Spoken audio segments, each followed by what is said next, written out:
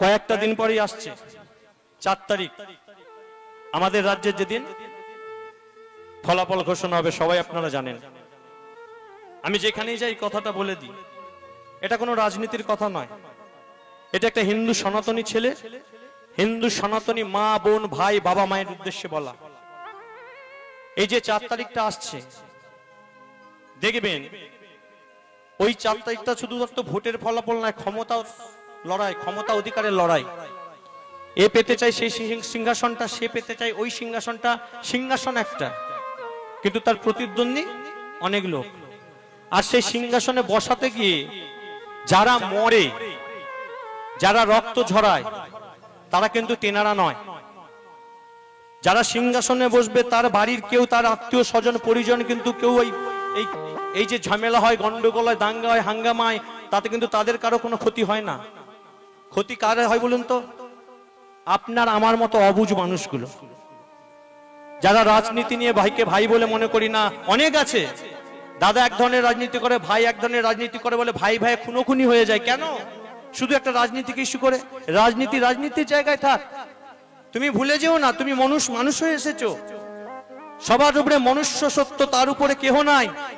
স্বামী বিবেকানন্দ আজ থেকে বহুদিন আগে একটা কথা বলে গেছেন, জীবে প্রেম করে যেই জন সেই জন সেবিছে ঈশ্বর। তাহলে জীবে প্রেম করলে যদি ঈশ্বরের সেবা হয়, আচ্ছা বুকে হাত দিয়ে বলুন তো, আমরা সেই জীব হয়ে আর একটা জীবকে কি ভালোবাসি? কাউকে একজনকে সিংহাসন দেখাতে গিয়ে, কাউকে একজন সিংহাসনে বসাতে গিয়ে কত বাবা তার সন্তানকে হারিয়েছে, কত সন্তান তার মা বাবাকে হারিয়েছে, কত পরিবার রাস্তায় রাস্তায় ঘুরে বেরিয়েছে, কত পরিবারের লাশ এখনো পর্যন্ত খুঁজে পাওয়া যায়নি। কেন? কিসের জন্য? কেনই বা আমরা করবো এগুলো? লড়তে যদি হয় তোমরা লড়ো, তোমরা ক্ষমতার জন্য ছুটে বেড়াচ্ছ, আমরা তো নই। আমরা সাধারণ মানুষ, রোজগার করি, রোজের খাবার রোজে আমরা খাই। যেদিনকে রোজগার হয় সেদিন খেতে পাই, যেদিনকে হয় না তো না খেয়ে থাকতে হয়। অনেক পরিবার এখন এরকমও আছে। কিন্তু দেখুন, আজকে সেই সামান্য একটা ইস্যু করে নিয়ে আমরা সেই দিনটাকে একটা রক্তের হোলি খেলা খেলে ফেলি। গৌরাঙ্গ মহাপ্রভু যেদিন পৃথিবীর মাটিতে জন্মগ্রহণ করেছিলেন, সেই দিন একটা ছিল পূর্ণিমা, দোল পূর্ণিমা। যেই উৎসবটাকে পালন করার জন্য, যেই আনন্দটাকে পালন করার জন্য আমরা রঙিন করি গোটা বিশ্বটাকে, রঙে ভরে দিই, আবির খেলায় মত্ত হই, রং খেলায় মত্ত হই। কিন্তু যে রক্তের খেলাটা যেদিনকে হয়, যেদিনকে শত শত মা, শত শত বাবা, হাজার হাজার লক্ষ লক্ষ ভাই বোন আত্মীয় পরিজনদের চোখের জল সহ্য করতে হয় যে দিনটা, কেন বলুন তো? এই লড়াইটা চলছে তো মানুষের ভালো করার জন্য। একটা জায়গায় বসে দেশবাসীর মঙ্গল করার জন্য, রাজ্যবাসীর মঙ্গল করার জন্য। তাহলে দেখুন, সেই সিংহাসনটা পাওয়ার জন্য যে মানুষগুলো মারা যায়, কজন তার খোঁজ রাখে বলুন তো? 1 লক্ষ মানুষ যদি মারা যায়, 100 জনের নাম টিভির পর্দায় দেখানো হয়, এগুলো গেছে, কিন্তু বাদ বাকিগুলো আমাদের আপনার মতো লোকেরা রাস্তায় পড়ে পড়ে মার খায়, কেউ আমাদেরকে দেখতে আসে না মা। তাই বারবার বলছি, রাজনীতি করুন রাজনীতির জায়গায়। আমার কোনো নয়, আমি কোনো রঙের নয়, আমি সবেই আছি। অরেঞ্জ মানে গেরুয়াতেও আছি, লালেও আছি, সবুজও আছি, সবেতে আছি। কেননা আমি রাজনীতি পছন্দ করি না, আমি যাইও না। কিন্তু রাজনীতি করতে গিয়ে যে মানুষগুলো তাদের রক্তটাকে হারায়, সেইটা দেখে আমার খুব কষ্ট হয়। এখনো অর্ধেক ছেলে আছে, অর্ধেক পরিবার আছে, যার ছেলেটাকে এখনো সঠিক শিক্ষা দিতে পারেনি। এক্ষুনি প্রমাণ করে দেবো, যেটা জানা দরকার আমরা সেটা জানি না, যেটা না জানলেও জীবন চলে যাবে আমরা সেইটা নিয়ে মাতামাতি করি। এই যে ভাই বসে আছে, আচ্ছা ভাই একবার এখানে আয়, আয় বাবা এখানটা উঠে, একবার আয় না, একবার উঠে আয়। নাম কি বাবা? তোর গলায় হরির মালা আছে, তুই পারবি। নাম কি? রনিত। রনিত কি? রনি দাস। আচ্ছা বলতো, আমরা কোন জাতির মানুষ? হিন্দু জাতি। কোন ধর্মের মানুষ? সনাতন ধর্মের মানুষ।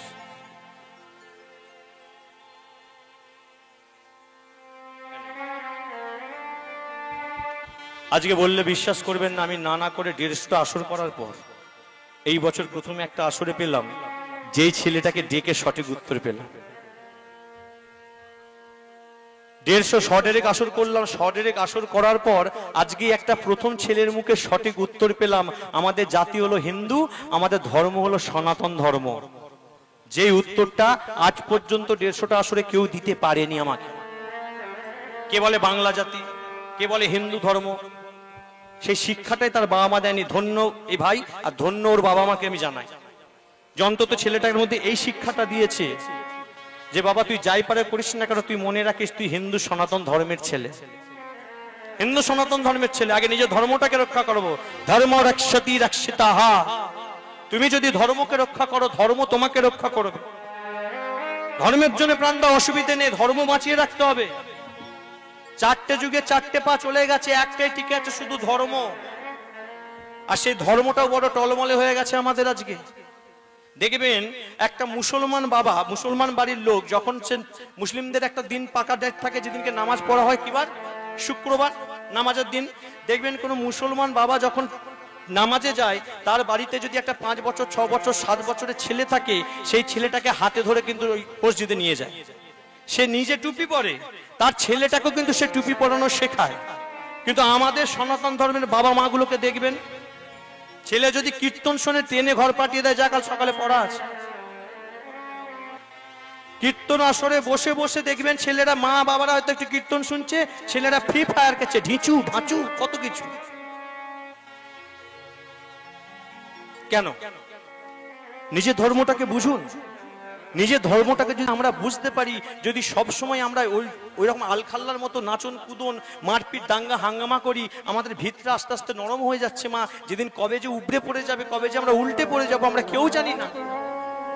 নিজের জায়গাটাকে ঠিক রাখতে হবে, যুব সমাজকে তৈরি করতে হবে, এইভাবে ইন্সপিরেশন দিতে হবে, এইভাবে তাদেরকে এগিয়ে যাওয়ার মানসিকতা সহযোগিতা করতে হবে যে তোরা এগিয়ে যা, আমাদের বয়স হয়েছে, আমরা করেছি, এবার তোরা জায়গাটাকে ধর।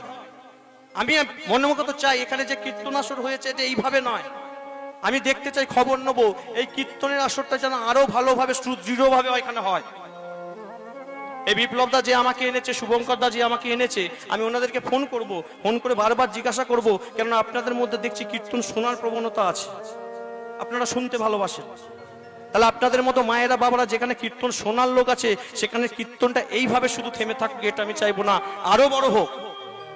দিকে দিকে যতই কীর্তনের বাসর বাড়বে, দিকে দিকে যত আপনাদের মতো মা বাবারা ভাইয়েরা একত্রিত হতে থাকবেন, তত আমাদের সংগঠন বাড়বে, তত আমাদের ক্ষমতা বাড়বে। তবে আমরা রুখে দাঁড়ানোর শক্তিটা জানতে পারবো যে একের লাঠি পাঁচের বল, পাঁচের লাঠি একের বল। যে একা একা আপনি যদি থাকেন, যে কোনো মুহূর্তে আপনাকে ভেঙে দিতে পারে, গুঁড়িয়ে দিতে পারে। কিন্তু গ্রামবাসী সবাই যদি আপনারা একত্রিত হয়ে বেরিয়ে আসেন, তখন দেখবেন হাজার সৈন্য থাকলেও তারা ঘুরে পালিয়ে যাবে। হরি বল, হরি বল, তারা ঘুরে পালিয়ে যাবে। আপনাদেরকে সেই জায়গাটা তৈরি করতে হবে। ভালোবাসি বললে হবে না, ভালো তো বাসা, সব তো স্বার্থের ভালোবাসা, সব স্বার্থের ভালোবাসা। এ যুগে ভালোবাসা বলতে কিছু নেই। এক জায়গা তো ঠকেছি আমরা। কিছুদিন আগে তো দেখলাম খালি বলে দা তুমি রাজনীতি করো, তুমি এইটা নিয়ে বলছো, তুমি তাই পার্টি নিবা না। পার্টি নিয়ে নয় ভাই, আমাকে কীর্তন করতে দিল না সন্দেশখালী, হবে না, এখানে কীর্তন চলবে না। পূর্বস্থলী নামক বর্ধমানের এক জায়গায় কাটোয়া পূর্বস্থলীতে গানে গেছিলাম, গোটা বাজারের মধ্যে একটা বিধর্মী দোকানদার কীর্তন অনুষ্ঠানটা সেই রাত্রির জন্য বন্ধ করে দিল, একজন। অথচ হাজার হাজার দোকানদার সেখানে কীর্তন বাসর করাচ্ছে, একজনের জন্য গোটা কীর্তন বাসর বন্ধ রইল। কেন? আমার দেশ, আমার রাজ্য, আমার শহর, আমার গ্রাম, আমার ধর্ম, আমি আমার ধর্ম নিয়ে আমি আলোচনা করবো, সেটা পারবো না? কেন পারবো না? কেন এবার মাথা নিচু করে সহ্য করবো? বারে বার জাগতে হবে আমাদেরকে, জেগে উঠতে হবে আমাদেরকে, নাহলে ভবিষ্যৎটা খুব খারাপ আছে। শুধু ভালোবাসি বললে হয় না, একে ভালোবাসা বলে না। শুধু স্বার্থের ভালোবাসা, স্বার্থ পুড়িয়ে গেলে আমাদের ভালোবাসা শেষ হয়ে যায়। এই এত আত্মীয়, এত পরিজন, এত বন্ধু, এত বান্ধব, দেখবেন বিপদে পড়লে বন্ধু ফোনে সুইচ বন্ধ করে দেয়, একবার হ্যালো বলে বিপদের খোঁজ নেয় না। স্ত্রী মারা গেলে স্বামী 1 মাসের মধ্যে নতুন স্ত্রী ঘরেতে নিয়ে চলে আসে। স্বামী মারা গেলে সেই স্ত্রী সেই ঘর ছেড়ে চলে গিয়ে নতুন স্বামী ধরে নেয়। কিন্তু কি লাভ? একে কি ভালোবাসা বলে? ভালোবাসাটা ভালোবাসার জায়গায় দেখাতে হবে, যার জন্য আমাদের যুগে ভালোবাসা থেকেও আমরা আজকে যেন অরাজকতার রাজ্যে বাস করছি, অরাজকতার দেশে বাস করছি। নিজেদেরকে সঠিক হয়ে দাঁড়াতে হবে, ঠিক করতে হবে, কোনটা ঠিক কোনটা ভুল সেটা আমাদেরকে জানাতে হবে সবাইকে, নিজের ছোট ছোট ছেলেগুলোকে জানাতে হবে, তখন হবে সেটাকে বলে ভালোবাসা। ভালোবাসা মানে শুধু ভালোবাসা নয়, ভালোবাসাও করতে হবে। যতক্ষণ না আপনি ভালোবাসা করতে পারবেন, ততক্ষণ আপনার ভালোবাসাটা হবে না। আপনার ভালোবাসাটা আগে তৈরি করুন, তারপর দেখবেন ভালোবাসা ঠিক হয়ে যাচ্ছে। নয় ওই ভালোবাসা সব মিথ্যে স্রোতে ভেসে চলে যাবে। আজকে ভীম দেখে ভালোবেসে ফেললো হিড়িম্বাকে, হিড়িম্বা দেখে ভালোবেসে ফেললো ভীমকে। কেন? দুজনেরই স্বার্থের ভালোবাসা। ভীম মনে মনে ভাবলো এই মেয়েটাকে যদি আমি বিয়ে করে নিয়ে যাই তাহলে যতদিন আমি জঙ্গলে থাকবো ততদিন একটা কাজের জন্য লোক তো দরকার। বৃদ্ধা মা আছে, 5 ভাই, এত কাজ বৃদ্ধা মা করতে পারে না। যতদিন জঙ্গলে থাকবো এখানে নিয়ে থাকবো, যেদিন চলে যাব। হিড়িম্বা মনে মনে কি ভাবলো? হিড়িম্বা মনে মনে ভাবলো যে ভীমের মতো স্বামী যদি আমি পাই, লোকের কাছে গর্ব করে বলতে পারবো দেখো আমি রাক্ষস কুলের মেয়ে হোক কত সুন্দর স্বামী পেয়েছি, গর্ব, রূপের অহংকার। দুজন দুজনকে ভালোবেসে ফেললো। ভীম গেল হিড়িম্বর সঙ্গে যুদ্ধ করতে, হিড়িম্বকে বধ করে আজকে হিড়িম্বাকে নিয়ে মায়ের কাছে এসে হাজির হলো। মা তোমার জন্য বৌমা এনেছি। মা বলে তুই ভালো থাকবি, তুই তো সুখের জন্য করছিস, কর। মা আশীর্বাদ করলো, দাদা যুধিষ্ঠির আশীর্বাদ করলো। ব্রাহ্মণের বাড়িতে তো আশ্রয় নিয়েই ছিল, আজকে ব্রাহ্মণ মশাই এসে হাজির হলো। দুয়ে দুয়ে 4 হাত এক করা হলো, মন্ত্রপাঠ শুরু হলো। যদি দাঙ্গেরি দাং নামা তাদের স্তুরি দাং নামা। মঙ্গলম ভগবান বিষ্ণু মঙ্গলম গরুড়ধ্বজ মঙ্গলম কুণ্ডরী কাক্ষম মঙ্গলায় তনো হরি। বিয়েটা দেবো না এইভাবে শেষ করে দেবো? বিয়ে দেওয়া যাবে? হবে। আজি মালা বদল হলো গো, হবে? হাত তোলা যাবে সবাই মিলে? আজি মালা বদল হলো গো, মালা বদল হলো গো, আজ মালা বদল হলো গো, আজি মালা বদল হলো গো, আজি মালা বদল হলো গো, আজ মালা বদল হলো গো, আজ মালা বদল হলো গো। না ঠিক লাগছে না, না বিয়ে বাড়িটা বিয়ে বাড়ির মতো হচ্ছে না। হ্যাঁ, ঘুম ঘুম পেয়েছে নাকি? বলছে একভাবে এত বগলে ঘুম পাবেন না, রাত্রিকালে এত সুন্দর হাওয়া দিচ্ছে, একটু চোখের পাতাতে এক হবে, একটু গা ঝাড়া দিতে হবে, তাই তো? তাহলে এখানে বিয়ে বাড়িটা ডিজে বাজি হবে না। তবে যদি আপনারা সম্মতি দেন তাহলে একটা ভজনের মধ্যে দিয়ে হতে পারে, একটা ভজনের মধ্যে দিয়ে হবে, সবাই মিলে আনন্দ করা যাবে, করতালি দেওয়া যাবে, উলুধ্বনি দেওয়া যাবে, শঙ্খধ্বনি দেওয়া যাবে। ওই আপনারা দেখে উলুধ্বনি 2-4টে এনেছেন, বাদ বাকিগুলো কি ঘরে আছে? ভুলে গেছে? সময় দেবো, আনবেন। কে কে উলুধ্বনি সঙ্গে করে এনেছেন একটু হাত তুলুন তো। বাদ বাকিগুলো লজ্জা লাগছে হাত তুলতে? লজ্জা ঘৃণা ভয় 3 থাকতে নয়। লজ্জা ঘৃণা ভয় থাকলে আপনার গোবিন্দ চরণ পাওয়া যায় না। তাই পূর্ণ সমর্থন জানান ভগবানকে। ভগবানের চরণে যখন কেন হাত তুলতে হয় জানেন? যে প্রভু আমি সবকিছু তোমার চরণে সঁপে দিলাম। দ্রৌপদী করেছিল, যেদিনকে বস্ত্রহরণ হচ্ছিল একটা বুক লজ্জাস্থানে রেখে 1 হাত দিয়ে ডেকেছিল, কিন্তু কৃষ্ণ আসেনি। যতক্ষণ না 2টো হাত তুলে বলেছে হে কৃষ্ণ দয়াময় তুমি আমায় রক্ষা করো, তখনই ভগবান বলেছিল দ্রৌপদী একটু দেরি করে ডেকে ফেললি, আগেই যদি 2টো হাত তুলে দিস তোকে এত কষ্ট সহ্য করতে হতো না। তাই আপনারা হয়তো তুলবেন, কেউ কেউ ভাবছেন একটু কেমন কেমন লাগছে, আর একটু আনন্দ হোক তখন তুলবো। তা কি পাঠও তখন পরে পাবেন। এবার কই দেখি সবাই মিলে একটু হাত তুলুন, একটু উলুধ্বনি প্রেম সে সবাই মিলে। ভজ শ্যাম ভজ রে,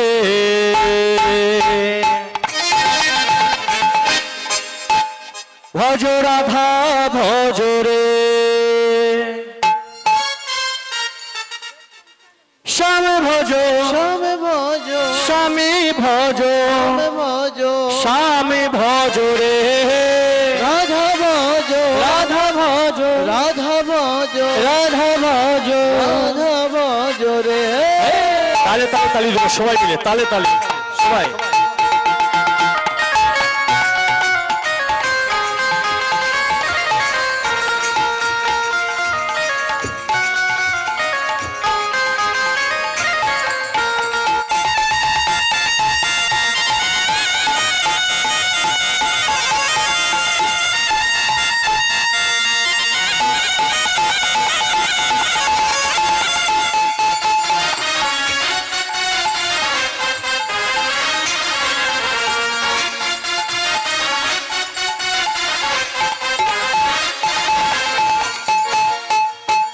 শ্যাম ভজ রে, ভজ রাধা ভজ রে, ভজ শ্যাম ভজ রে, ভজ রাধা ভজ রে, ভজ রাধা ভজ রে, ভজ শ্যাম ভজ রে, ভজ রাধা ভজ রে, স্বামী ভজ, স্বামী ভজ, স্বামী ভজ রে, রাধা ভজ, রাধা ভজ, রাধা ভজ রে, স্বামী ভজ, স্বামী ভজ, স্বামী ভজ রে, রাধা ভজ, রাধা ভজ, রাধা ভজ রে, ভজ শ্যাম, ভজ শ্যাম, ভজ শ্যাম, শ্যাম শ্যাম শ্যাম শ্যাম শ্যাম শ্যাম।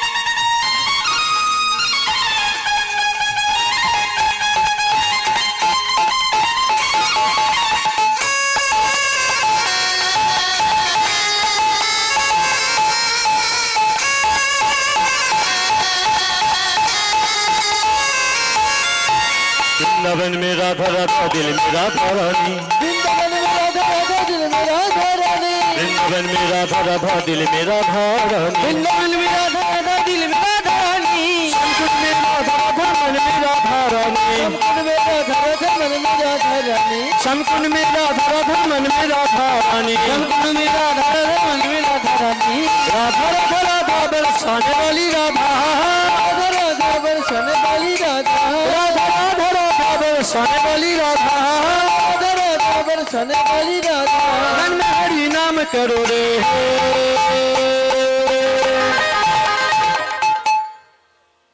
করে করতালি হয়েছে, হাততালি দেওয়া হয়েছে, বসে বসে একটু নৃত্য ভাব হয়েছে, কিন্তু আর একটা কাজ আপনাদেরকে করতে হবে।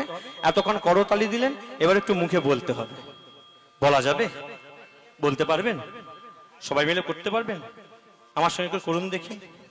জয় রাধে শ্রী রাধে, জয় রাধে রাধে জয় রাধে শ্রী রাধে, জয় রাধে রাধে শ্রী রাধে জয় রাধে। একটু কঠিন হয়ে গেল, একটু সহজ করে দেবো, সবাই মিলে বলতে পারবেন। করে দেবো? করবো? ও রাধে ও রাধে,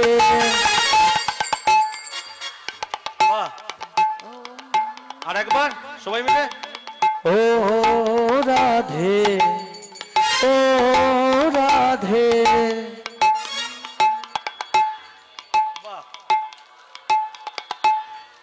কেন বেকার বেকার আমাদেরকে পয়সা দিয়ে তোমরা আনতে গেলে? তোমরা এত সুন্দর কীর্তন করতে পারো, তালে তালে পারো, সুরে করতে পারো, স্কেলে করতে পারো, স্কেলের বাইরে সবকিছু মাথায় ঠিক আছে। তাহলে সবাই যখন আমরা করতে পারি, তাহলে আলাদা ভাবে কেন? সবাই মিলে সংকীর্তন, তার মানে সঙ্গে করে নিয়ে একত্রিত ভাবে যেটা করা হয়, যে কীর্তন হয়, সেটাকে বলা হয় সংকীর্তন, তাই তো? তাহলে আমি একা বলবো, আপনারা শুনবেন, আপনারা বলবেন, আমি শুনবো, এটা কেমন লাগে? আমরা সবাই মিলে একসাথে একটু করি দেখি, সবাই মিলে হাত উঠুক, সবাই মিলে। ও রাধে ও রাধে ও রাধে ও রাধে ও রাধে ও রাধে ও রাধে ও রাধে, রাধে তোমায় বারে বারে করছি যে মানা, রাধে তোমায় বারে বারে করছি যে মানা, রাধে তোমায় বারে বারে করছি যে মানা, রাধে তোমায় বারে বারে করছি যে মানা, যমুনাতে জল নিতে একলা যেও না। ও রাধে ও রাধে ও রাধে রাধে রাধে ও রাধে ও রাধে ও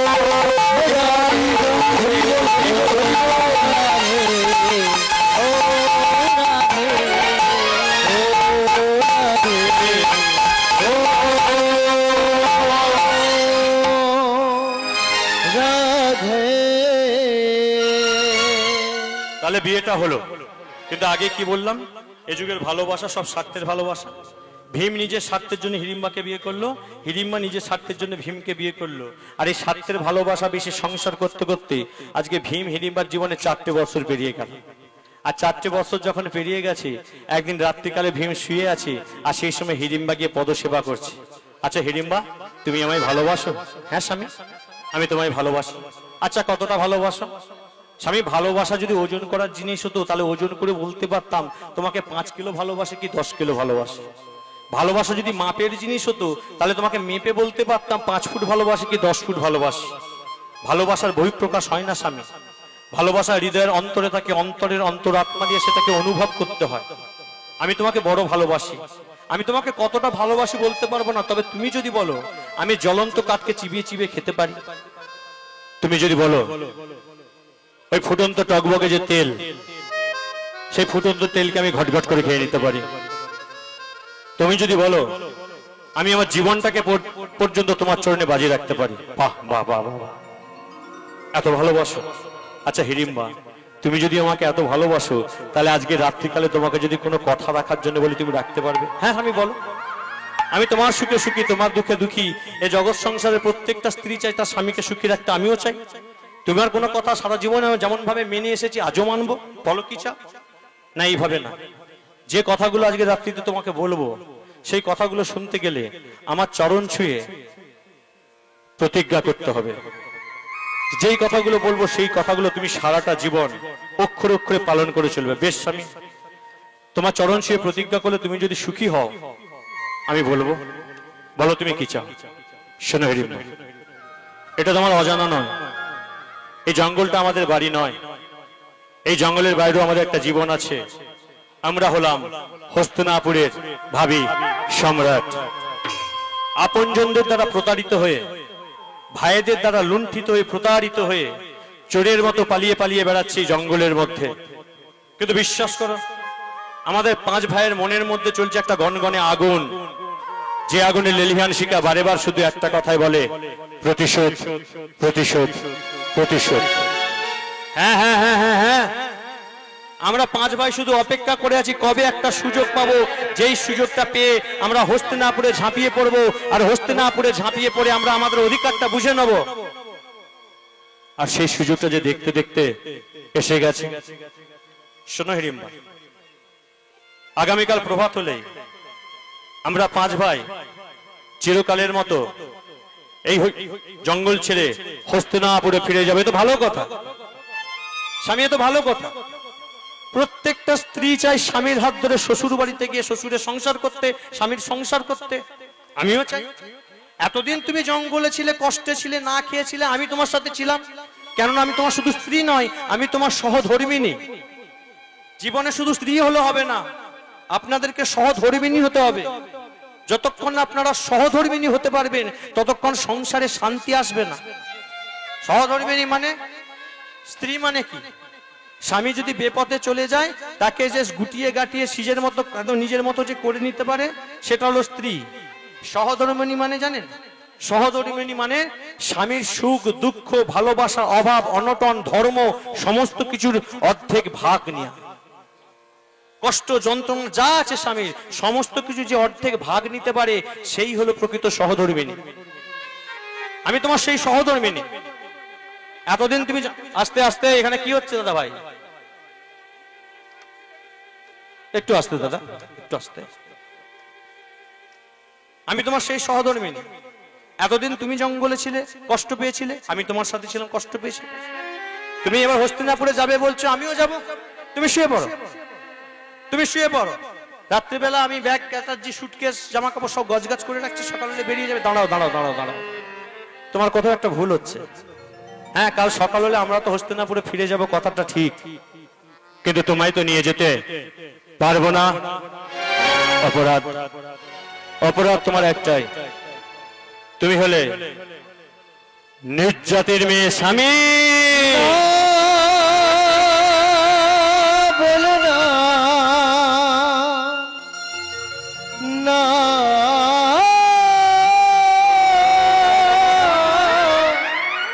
বলো না।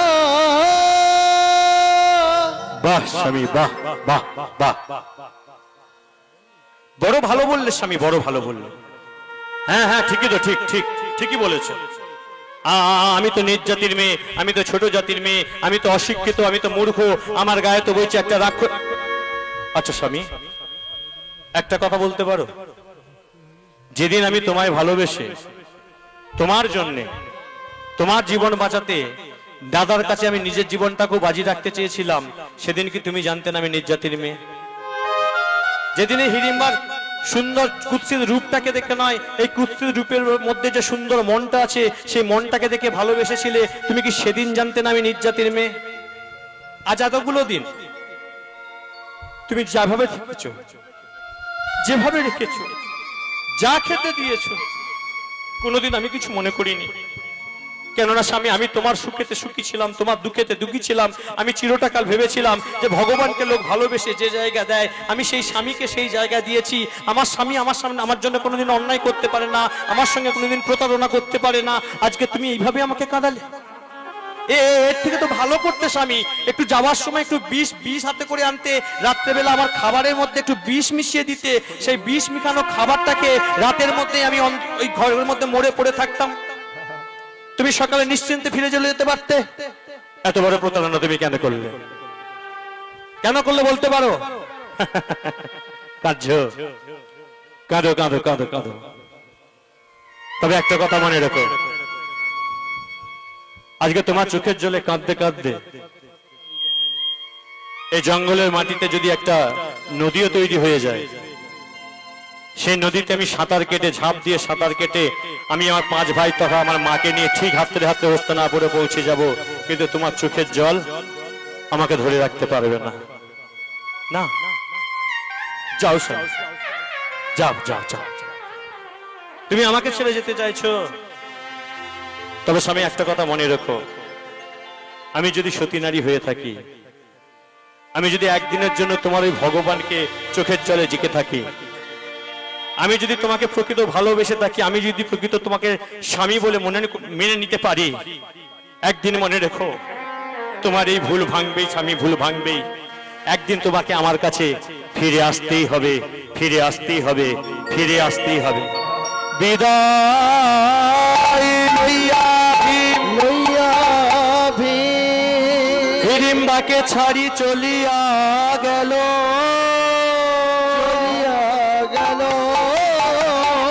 স্বামীর পথ চাহি হিড়িম্বা কাঁদিতে